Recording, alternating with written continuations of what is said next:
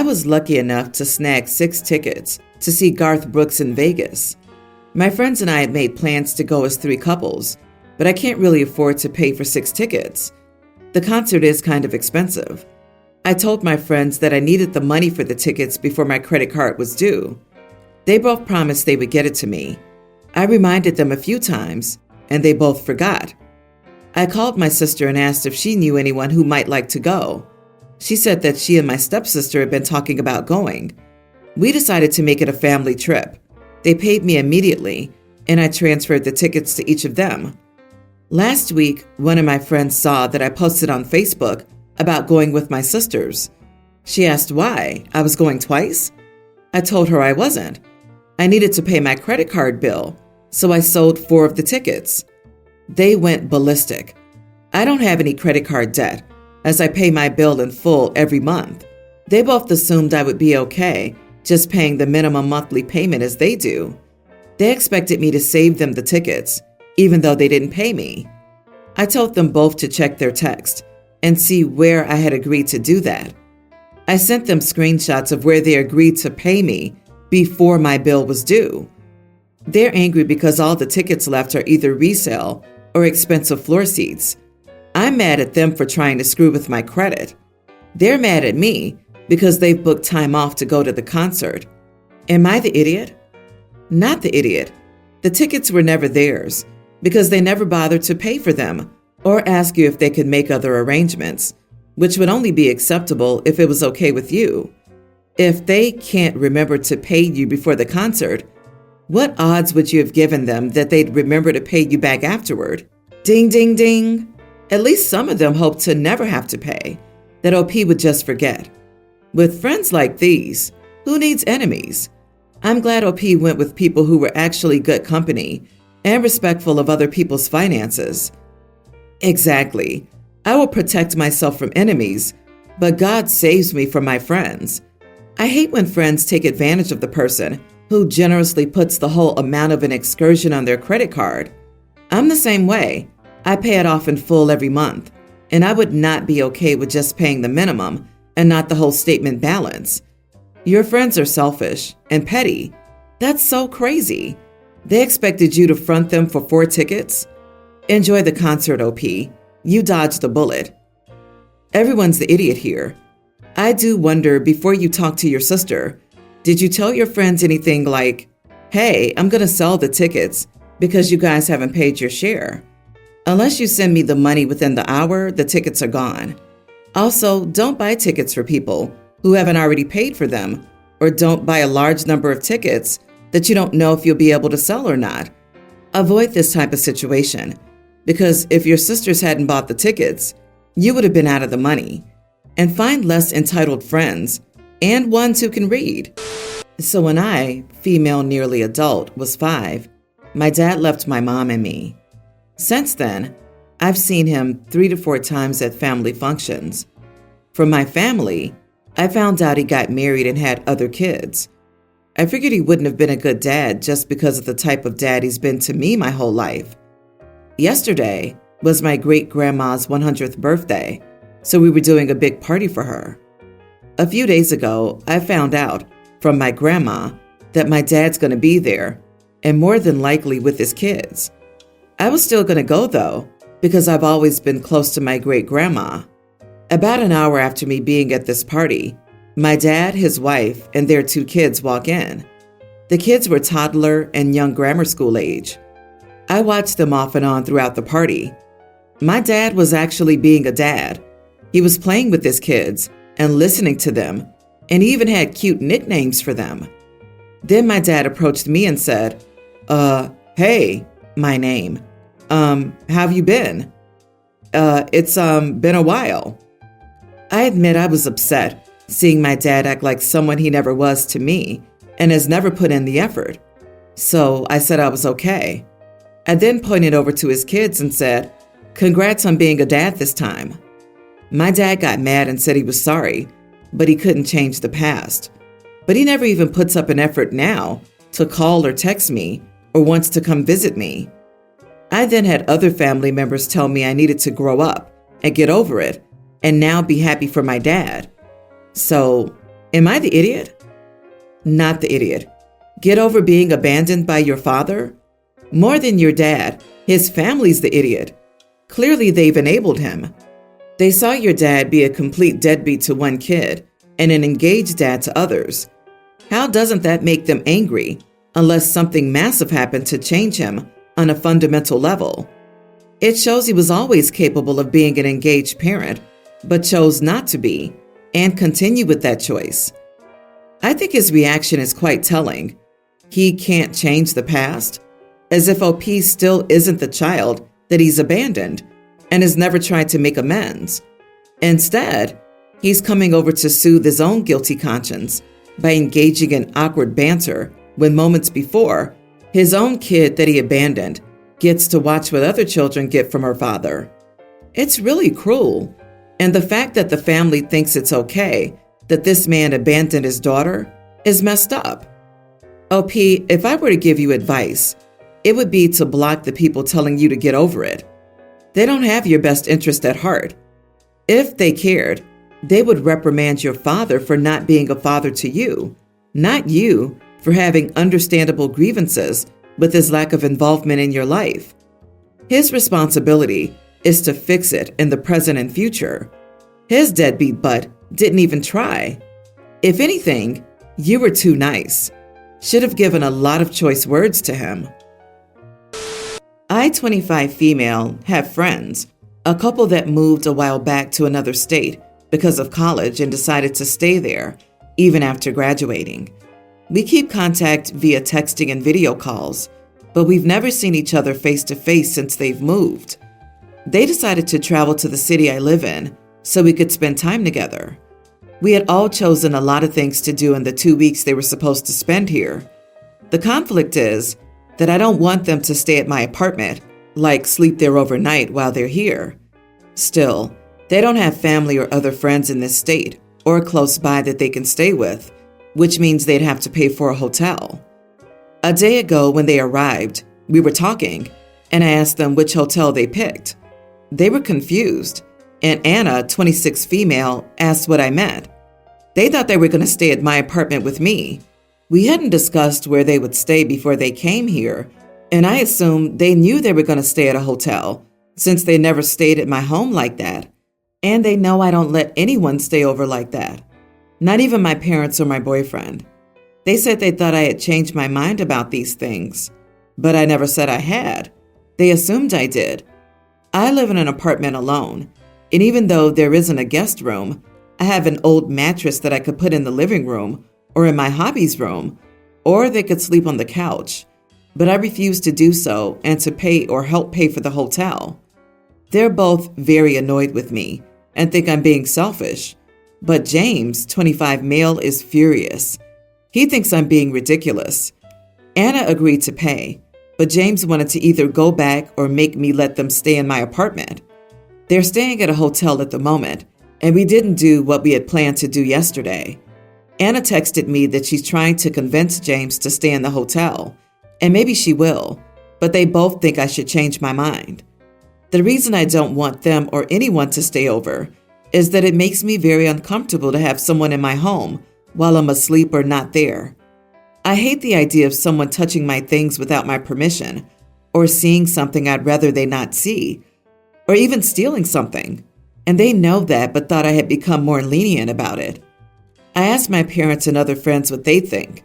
The general consensus is that it would be nice of me to let them stay, but since I'm known to be quite neurotic between our friends and family, and it's not like I told them that I changed my view nor implied that they could stay, I wouldn't be in the wrong if I don't allow it.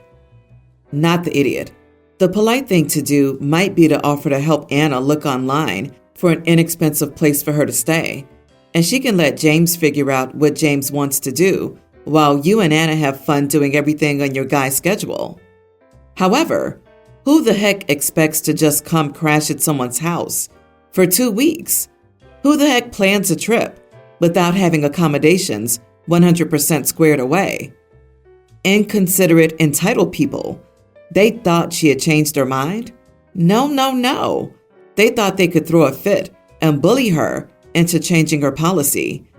I also think they didn't want to risk OP saying no in the first place, so they didn't bring it up until they got there. Everyone's the idiot here. I am amazed an adult would go on a 2-week trip without confirming arrangements. This is not something that should be assumed. That's nutty behavior, indeed. But if you suspected that they might want to stay at yours, you should have asked the hotel question before they arrived. I find it nearly improbable that you made all these plans and never had a clue that they figured they'd stay at yours. I'm sorry, but no. They're adults. If they were hoping to stay with a friend while out of town, then it's on them to bring it up. More so because they know that OP is particular about people being in their space. If I had a friend coming in from out of town, I'd probably ask about their plans. But there's a chance if they were planning a longer stay and other visits or plans, etc., I'd give them the benefit of the doubt that they're independent, functioning adults and had it figured out. That's what being an adult is. If they can figure out getting married, they can figure out where they're staying for 2 weeks while traveling, or ask if they'd like to stay with me for a little while. I disagree. You are the idiot, OP, and largely responsible for your own problem. It sounds like it's been a few years, so they don't know anything about you anymore. People change over the length of time it takes to do college. And if you have a problem with them staying, it's on you to make them aware of it. Not discussing it with your supposed friends leaves the impression they're staying with you. It's your issue. You should have said something, especially as last minute, on-the-day hotel finding is not fun, and it wasn't a very nice welcome for them. Yes, they could have asked too, but as your friends and it's your problem, it's more on you than them. I also really hope you're in therapy, because being so neurotic that your close friends and boyfriend would steal from you or invade your privacy isn't normal. I'm a photographer. Mostly I do industrial photography. If you've ever seen a brochure for a company, you understand the kind of work I do. I've taken more pictures of warehouses, bulldozers, building sites, and work crews than you can imagine. I also do wedding photos on the side. Whenever my friends and family ask me to do their pictures, I offer them a steep discount. So far, everyone's taken me up on it. Let's just say that there's no way they would pay less than 3 times what I offer to do the wedding if they went with another professional photographer. Twice it was sort of an issue. They objected to me wanting to be paid. One came back and apologized when they shopped around and saw the real price. The other chose to get her neighbor's son, who is really good with his camera, to do the pictures. I brought my camera, but not all of my equipment, to that wedding and enjoyed taking pictures as a guest. I ended up giving them an album of my pictures for their first anniversary, and they were insanely thankful. They never said anything to me because they were embarrassed, but the kids screwed up. So now the story. My brother asked me to take pictures at his wedding. I said sure, and quoted him a price. He said that I should just do it as a wedding gift. I said the price was my wedding gift. He said his fiancée also expected me to give them a gift off the registry. I said no.